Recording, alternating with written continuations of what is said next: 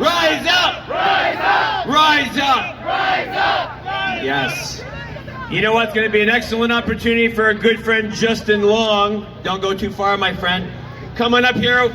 We missed him last week because we were running behind, so let's get him up here for a couple of minutes, my friend. Put your hands together for Justin!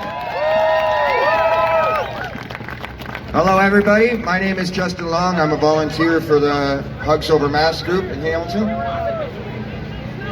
Thank you.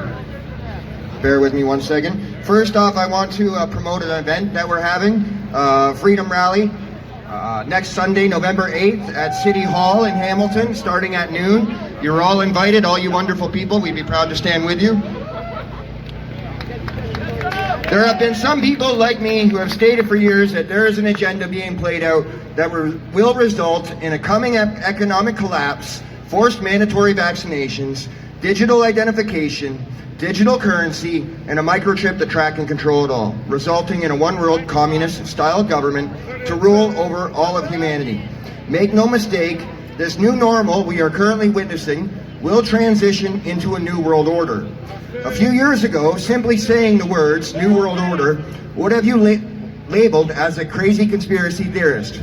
But there isn't enough cognitive dissonance in existence to ensure that the average person can't see that there is something deeply disturbing happening around us. What happens when tens of millions of people around the world in almost every major city, from Hong Kong to Canada, take to the streets in resistance to the very things that the media labels a conspiracy theory?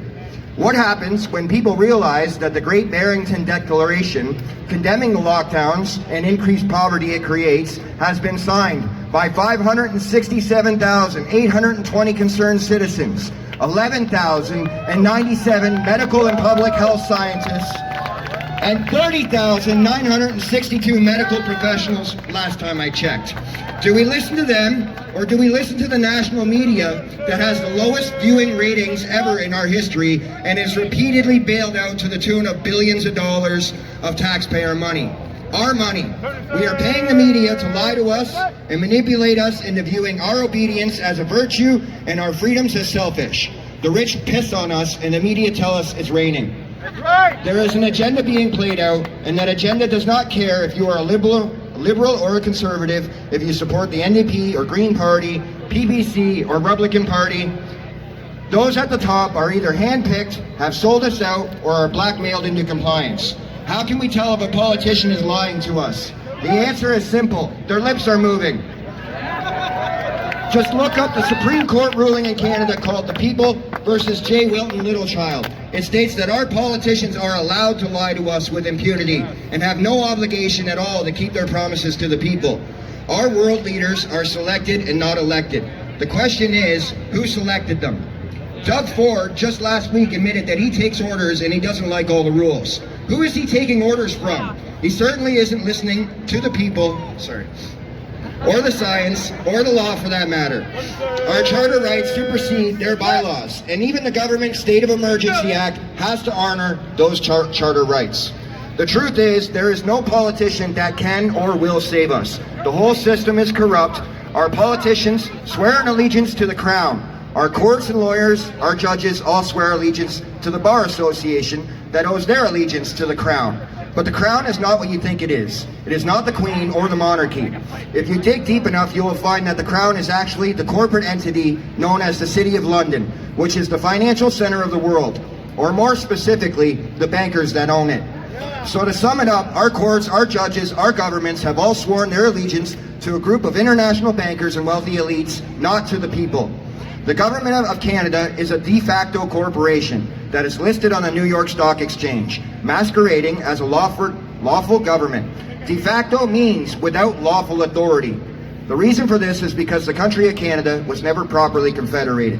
Each province is lawfully its own sovereign nation. We need to educate ourselves on how to regain our sovereignty.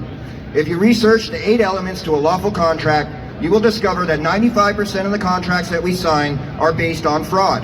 Our entire banking system is based on fraud, which means our entire country's national deficit is based on fraud.